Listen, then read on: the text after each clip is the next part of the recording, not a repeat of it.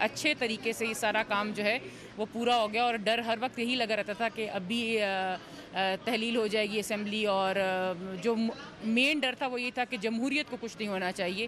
تو یہ اچھی بات ہے کہ یہ 5 سال پورے ہوئے ہیں، اور میں یہ چاہتی ہوں کہ الیکشن بھی وقت پہ ہوں، اور جو بھی حکومت برسر اقتدار آئے اس کو جب اقتدار منتقل کیا جائے تو یہ پاکستان کے لیے بہت بہتر ہوگا.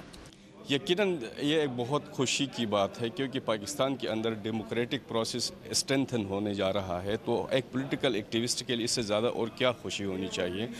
لیکن جہاں اس گورنمنٹ کے بہت سارے یعنی محاذوں میں فیلیئرز کا جو گراف ہے وہ بھی بہت زیادہ ہے، لیکن ان کا ٹینور پورا کرنا میں ملک اور قوم کے لیے خوش آئند سمجھتا ہوں. بقول مسلم لیگ نون کے ہمارا پاپولر وزیر اعظم اس کو مدت اپنی پوری نہیں کرنے دی. پارلیمنٹ نے مدت کی، حکومت نے اپنی مدت کی، لیکن گورنمنٹ نے اور پارلیمنٹ نے بہت سخت وقت دیکھا، جسے کہتے ہیں بہت سخت اتار اور چڑھاؤ آئے. اور آپ کے سامنے آپ بھی معاملات پہ نظر رکھے ہوئے تھے، کس طرح جمہوریت جو ہے وہ شدید خطرے میں تھی 2014 میں.